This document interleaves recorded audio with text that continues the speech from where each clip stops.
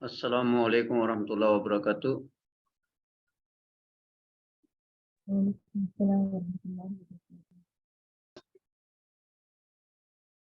Can you hear me? Yes. Assalamu alaikum warahmatullahi wabarakatuh.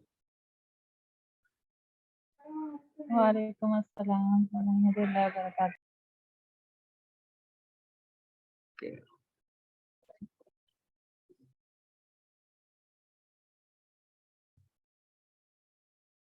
Bismillahirrahmanirrahim. Wait a minute.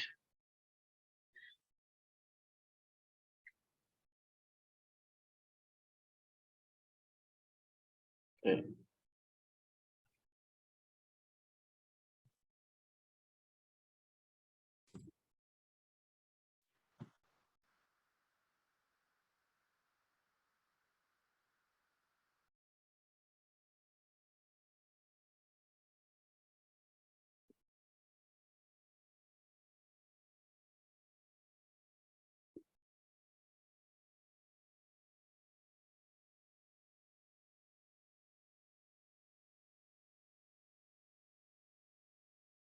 Bismillahirrahmanirrahim. Today we will learn Durusul Lughatul Arabiya, Madinah Arabic, Book 1, Lesson number 4, inshallah. Last week we have completed lesson number 3, and today we will learn lesson number 4. In this lesson, we will learn noun ending of a noun. In Arabic, there is a different ending of a noun. So today we will learn more about it.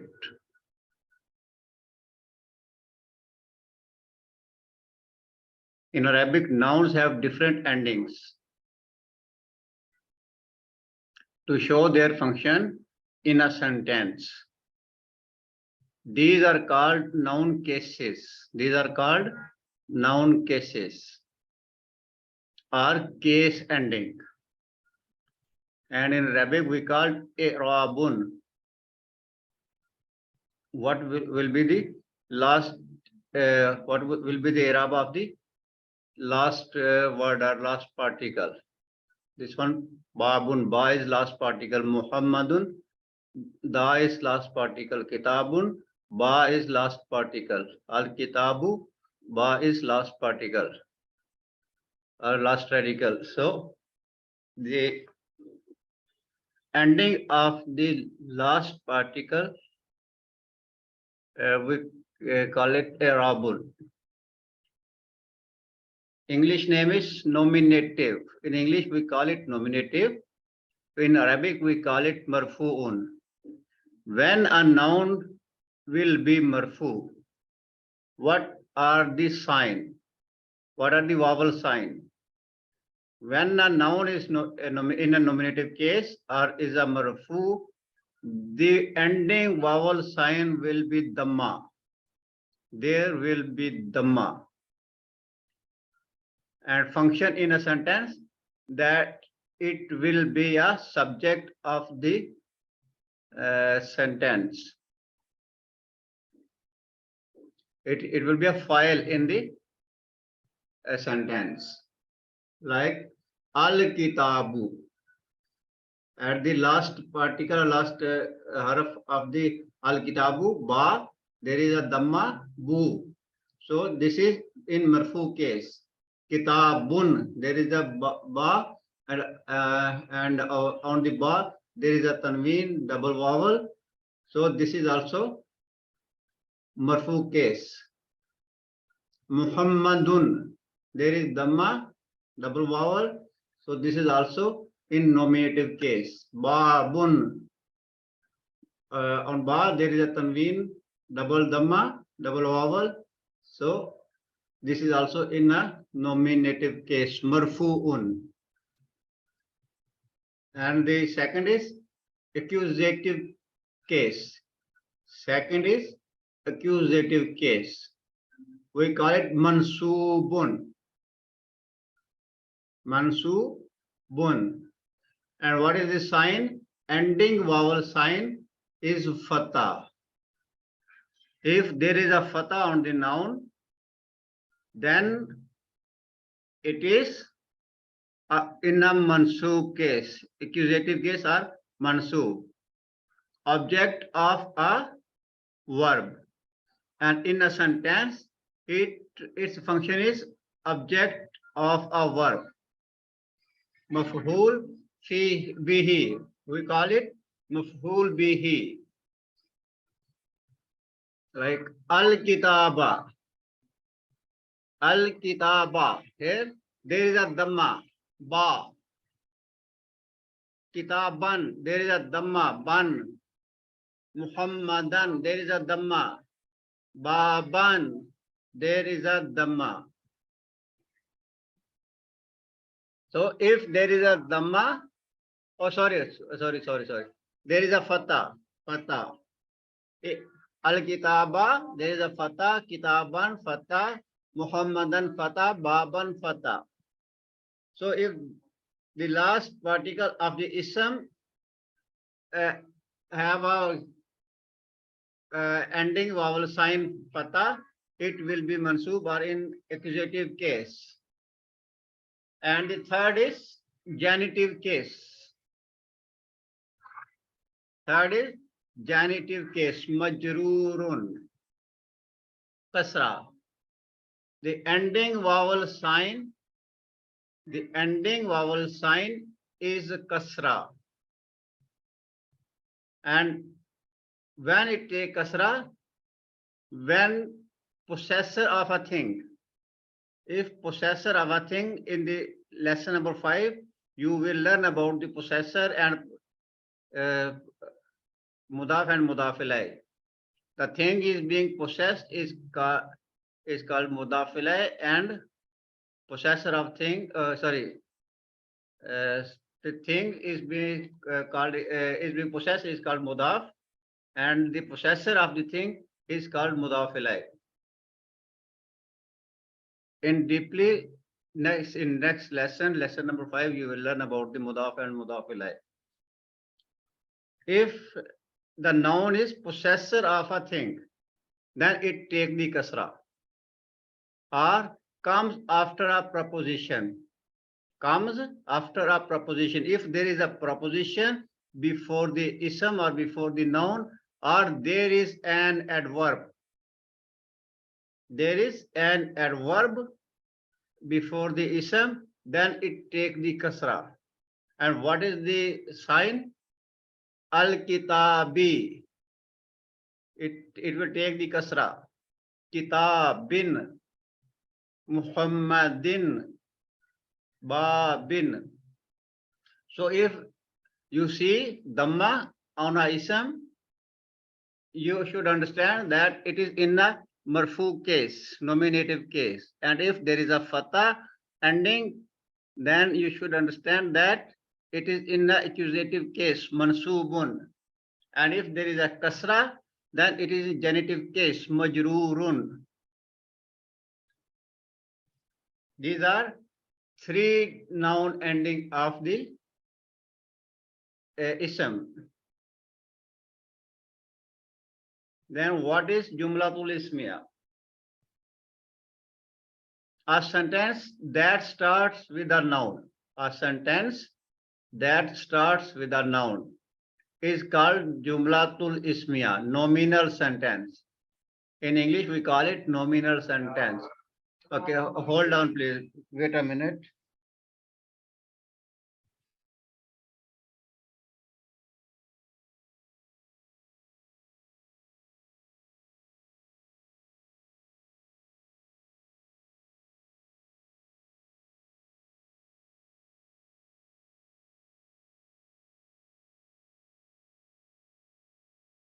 We continue our lesson. The nominal sentence in Arabic, we call it al-jumla tul ismiyatu. Al-jumla tul ismiyatu. A sentence that starts with a noun. A sentence that starts with the noun or that starts with the ism is called Jumlatul Ismiya. Jumlatul Ismiya has a subject. Jumlatul Ismiya has a subject. In Arabic, the subject we call it Mubtada. Mubtada'un. So Jumlatul Ismiya has a Mubtada and a predicate. Predicate Khabarun. Because it starts with the ism pronoun, ism or noun. So it is Mubtada. It starts with the Mubtada. Mubtada'un. Both the subject and the predicates are always nominative case. Subject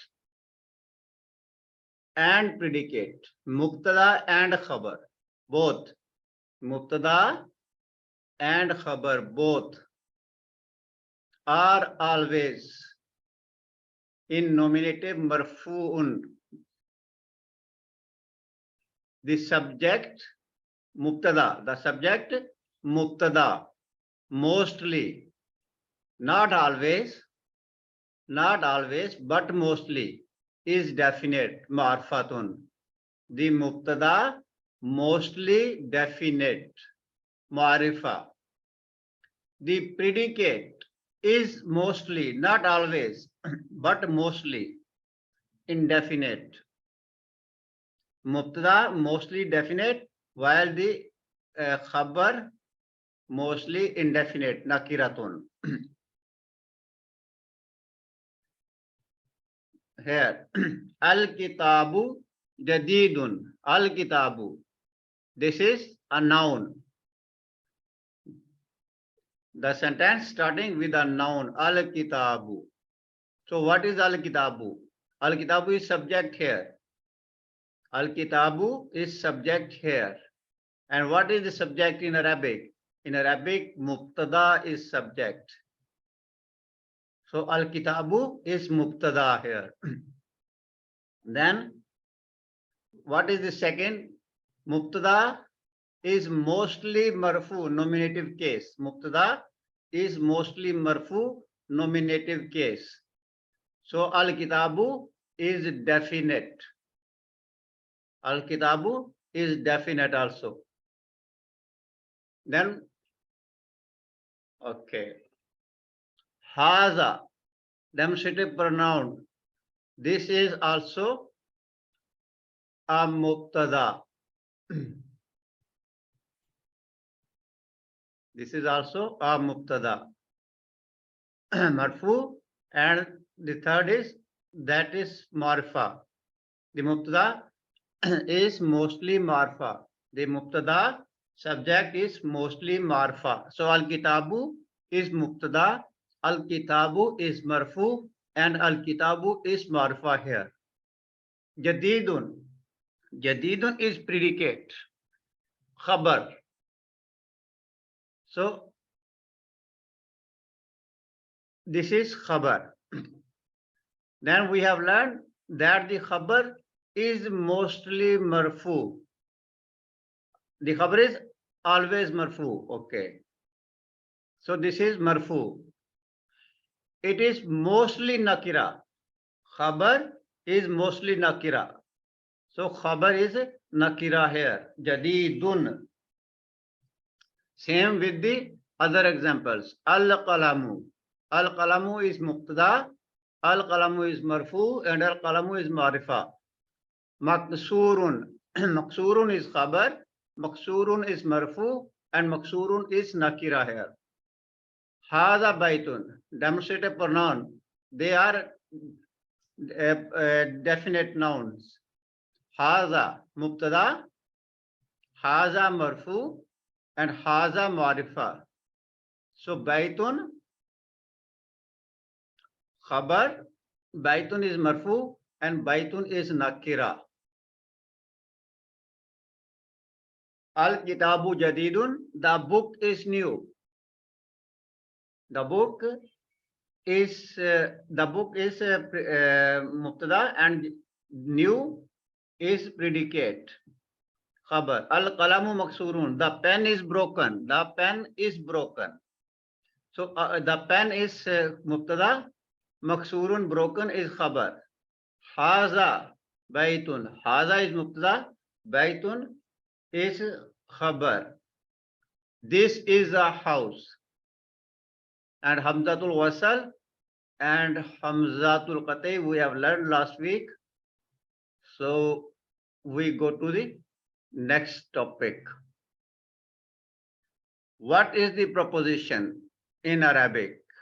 Propositions in Arabic we call it harfu jarrin, or simply we call it harf jar. Harfu jarrin. Proposition in Arabic we call it harfu jarrin, and genitive case majrurun. What is the majrur? The noun follow the proposition, that is majrur. That is in nominative case, like here.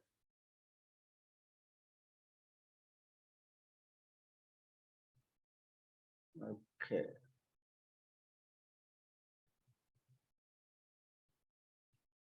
Literal meaning of harfu jar. Literal meaning of harfu jar is particle of pulling. If someone asks you what is the meaning of harfu jar, so it means a particle of pulling. Examples of harfu jar. In this lesson, there are so many prepositions in Arabic, but in this lesson, we will learn only these four. The others we will learn in the other lessons. Examples of the harfu jarin is fi,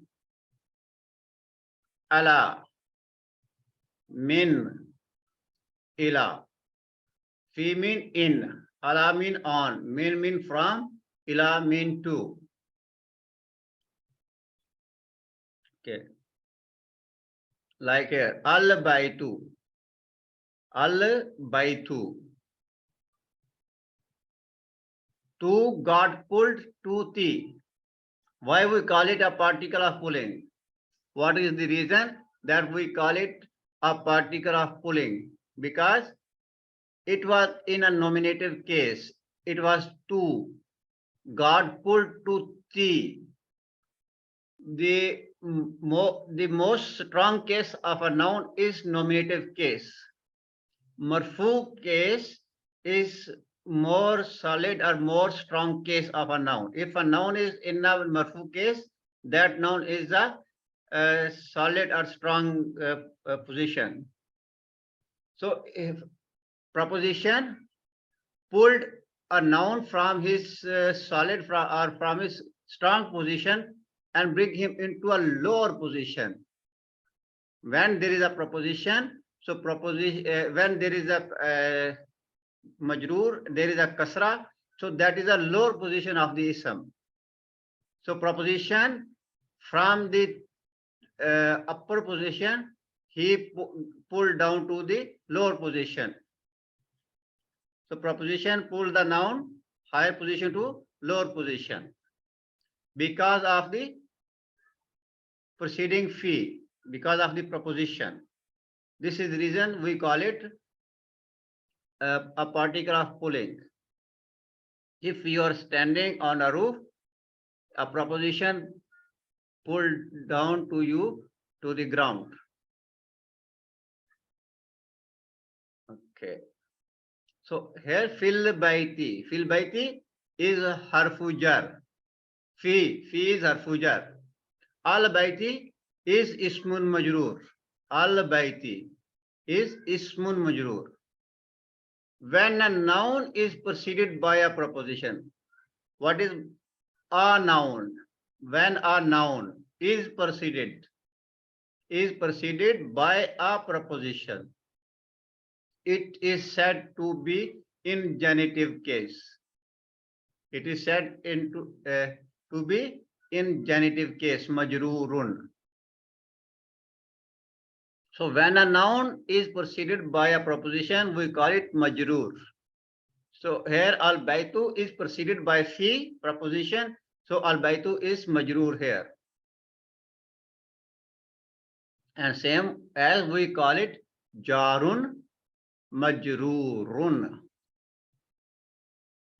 This phrase, this shibul jumla, we call it jarun wa majrurun. The house al baytu, in the house fil bayti. It take the kasra. A house, baytun, fi baytin. It takes the kasra. So if there is a single dhamma, it will take single kasra. If there is a double vowel or tanween, it will take double vowel or tanween here. Okay. Fil bayti. Fil bayti is a shibhul jumla. Shibhul jumla means it looks like a sentence, but it is not a sentence. It looks like a sentence, but it is not a sentence. It is a phrase. We call it phrase. In phrase English, in Arabic we call it shibhul jumla.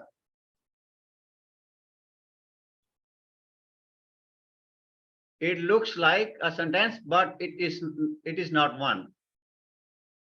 And these are the examples. Allah. Allah means on. Bismillahir Rahmanir Rahim. Law anzalna hazal Qur'ana ala jabalin. Ala jabalin. So it gives the jabalun become jabalin. If there is no ala, no preposition, then this word will be jabalun. Because of the ala, it become majroor here. It becomes jabalin. And the second is min. Khalaqal insana min alaqin. Because of this min, alaqun become alaqin. Ila. Ila means two. Inna ila rabbina. Actually, this is rabbuna. This was rabbuna. Because of this ila, it become rabbina. Inna ila rabbina munqalibun. Fi. Inna anzalnahu fi laylatil qadri. It is laylatul qadri.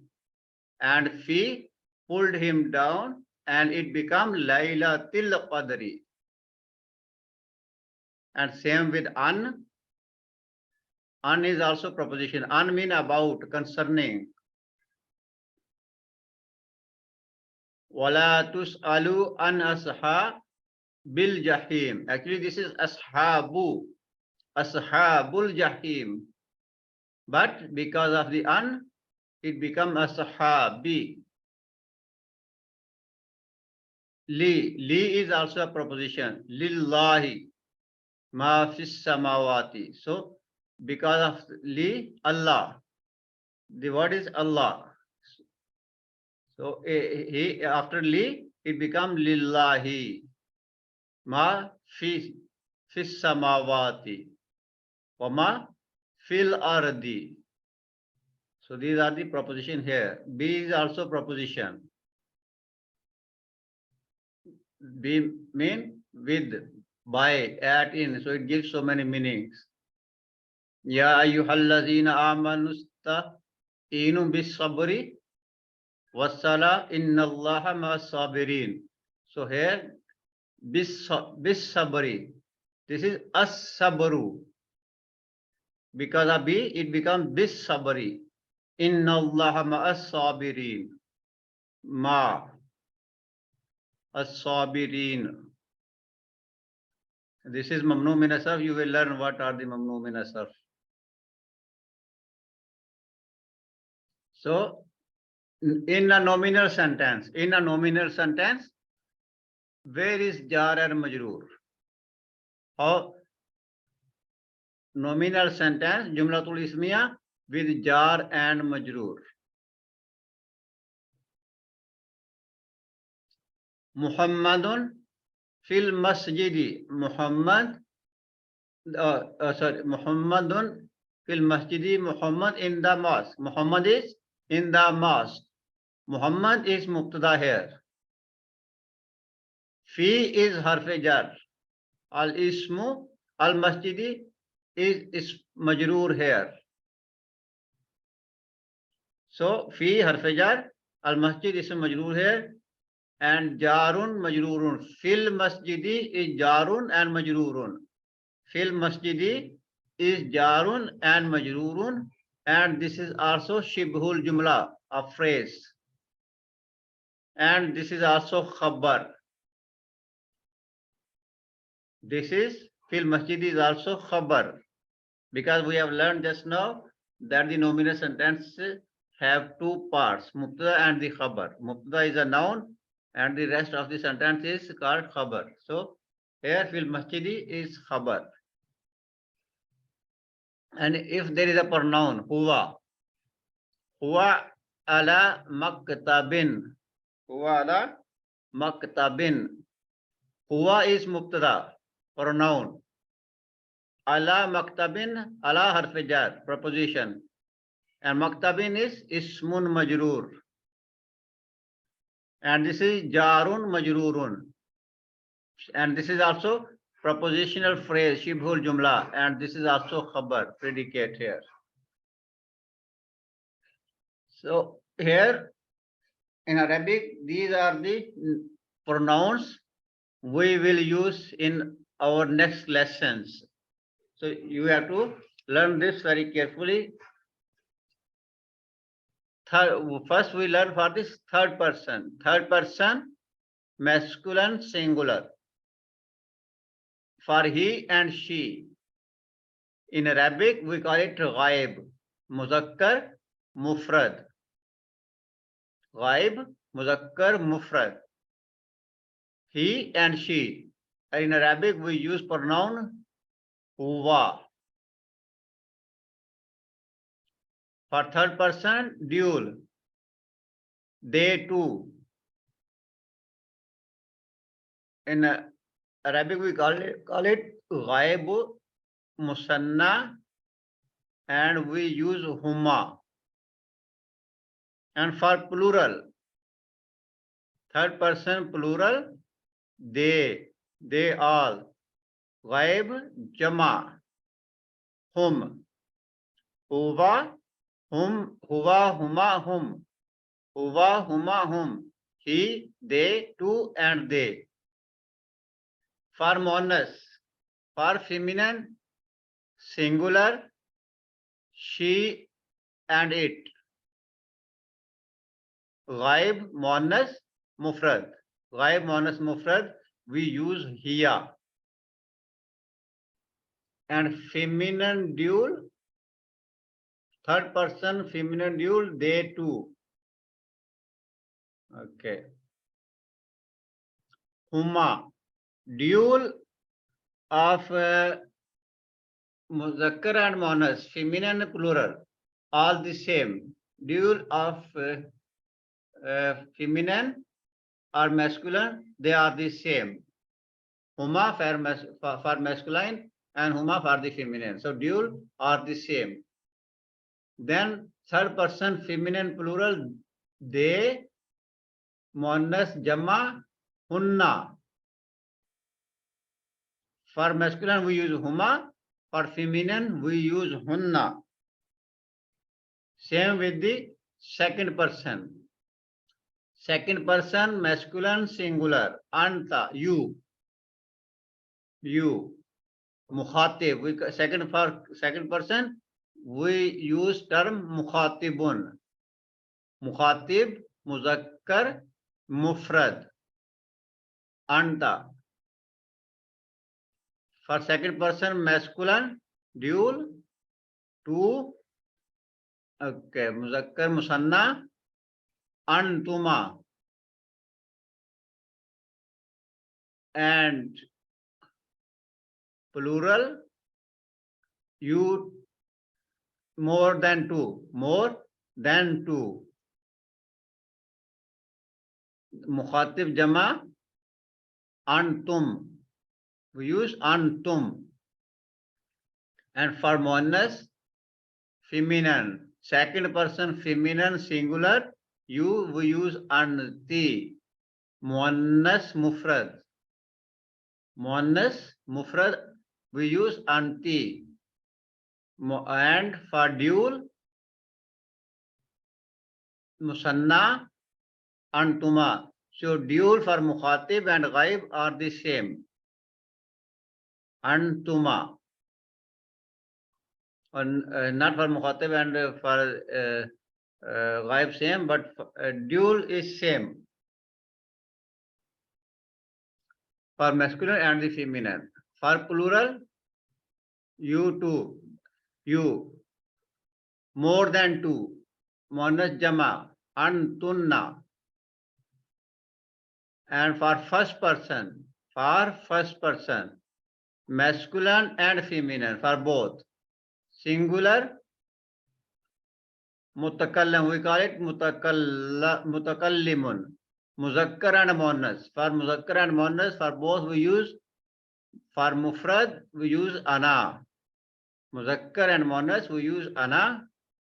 And for jama, for plural, we use nahnu. For muzakkar and muannas, for both we use nahnu. Nahnu, we.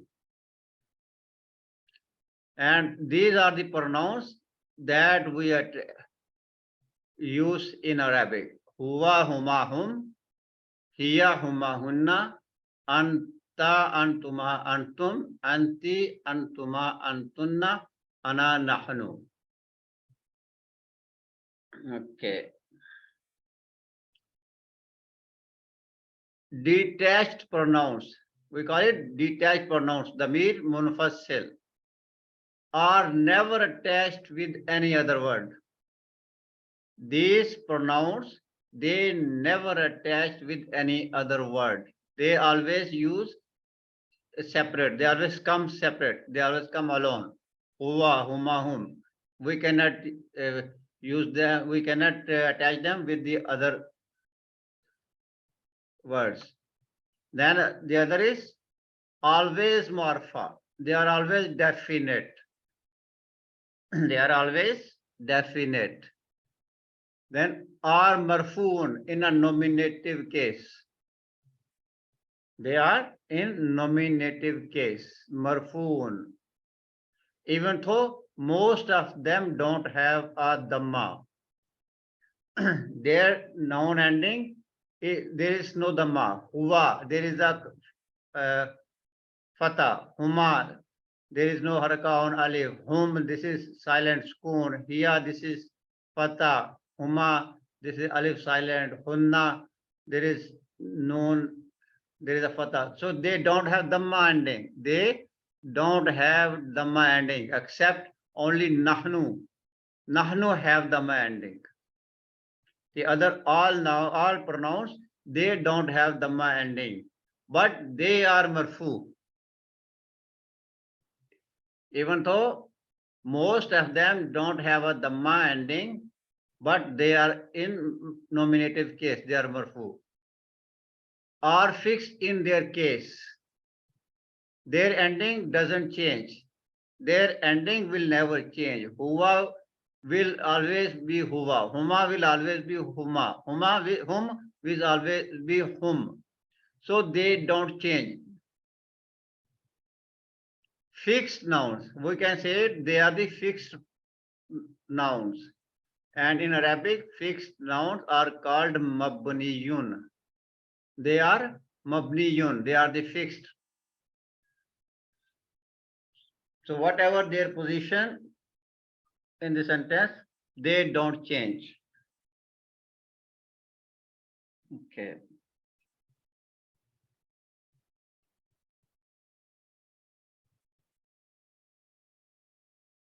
Then this is fail madi. And this we will continue tomorrow, inshallah. If any of you have any question, you can later WhatsApp me, or any of you can continue text me there in the chat.